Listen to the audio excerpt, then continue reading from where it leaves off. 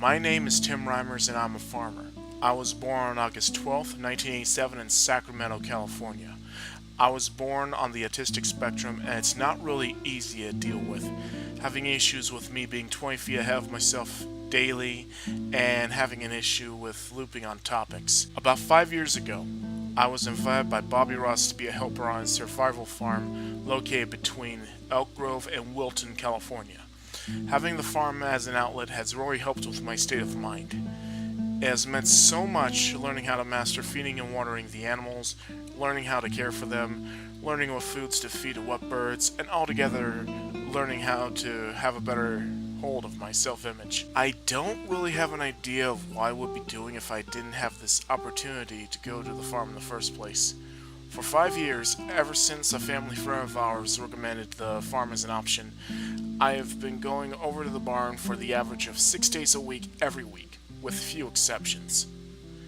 Bobby Ross has taught me everything that he knows about the inner workings of the farm, and I want to believe that I have taught him a few things about having to live with autism. My first day on the farm was on June 6th, 2014.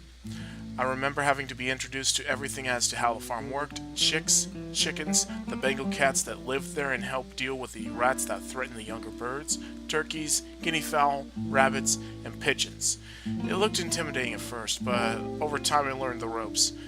I went from being jumpy around the birds to figuring out how to grab guinea fowl to a degree that I impressed even my friend Bobby Ross. The way that I was introduced to the farm, it was learned that the life of every animal is precious. Handling a certain bird of that flock, one affectionately known as Jack, has helped with that lesson. Normally, he would have been considered an afterthought, yet another chicken that would have been cast aside like he was defective. However, aside from the fact that his left eye is smaller than his right, he functions as well as any bird does and drives home the message that one shouldn't assume that giving up on something is the only option. From the get-go, Bobby treated me like a normal person. He didn't give me any special treatment and he didn't try to sugarcoat it. I never really liked being referred to as special. I remember how it was thrown at me as an insult when I was a kid, so I liked the fact that he treated me like a normal person. It did a lot to improve my self-worth and made me feel like I could overcome any obstacle thrown at me. I have the pleasure of having 2 Bengal cats provided to me through Bobby, littermates by the name of Beauty and Phoenix. The former is more of a spook than her sister, but she does like attention when she wants to have it, and has lately taken more of a liking to me.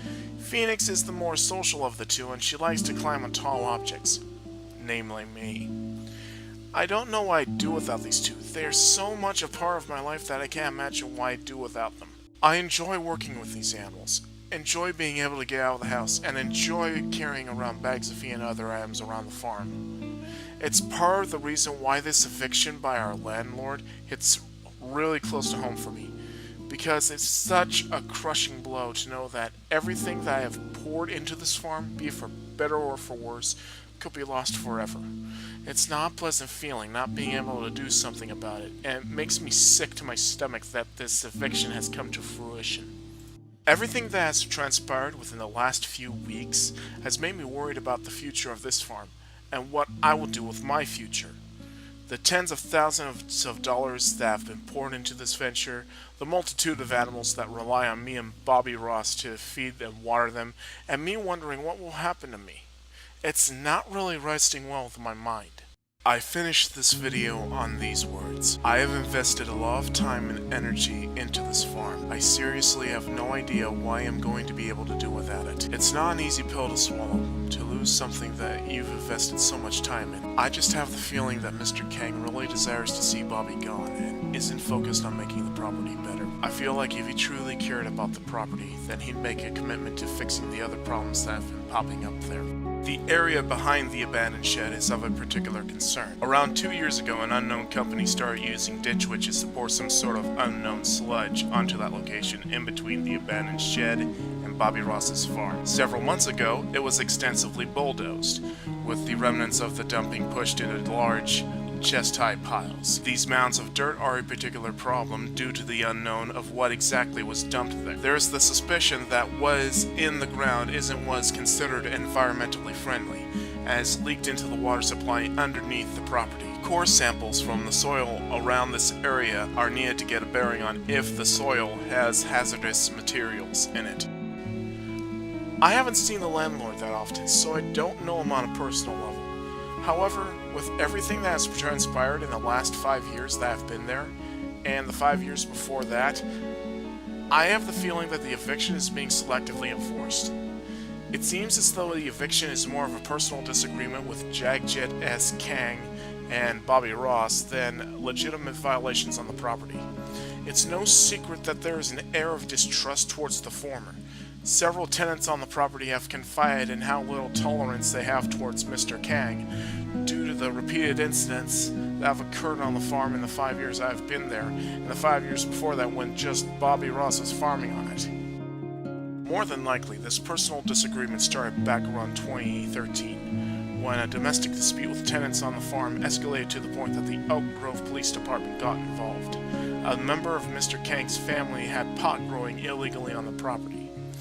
This was before California voted to legalize marijuana back in 2018. Despite the obvious infraction of the pot growing operation, Bobby Ross was the hardest hit, having to take down water lines from inside his farm per the whims of the EGPD. Mr. Kang's pot growing operation was able to clear out without any penalty, and since that day Mr. Kang has held a personal grudge against Bobby Ross. He has also allowed tenants to bring trailers to the farm, something that has been used against Bobby Ross in the past. A tactic that Mr. Kang has used in the past has been not being forthcoming about who pays for the electricity and whose responsibility it is to pay for the electric bill. After being informed by a longtime tenant that Mr. Kang has provided misleading information, the prospective tenant is usually less than pleased that the landlord has lied to them about the finer details of the property. I finished this video on these words. I have invested a lot of time and energy into this farm. I seriously have no idea why I'm going to be able to do without it. It's not an easy pill to swallow, to lose something that you've invested so much time in. I just have the feeling that Mr. Kang really desires to see Bobby gone and isn't focused on making the property better. I feel like if he truly cared about the property, then he'd make a commitment to fixing the other problems that have been popping up there. How am I going to be able to function knowing that I have no way for providing for the animals? I'd take them in a heartbeat, but the money and the resources needed for it to happen are so overwhelming, I just can't do it. How am I going to be able to function knowing that I couldn't save them?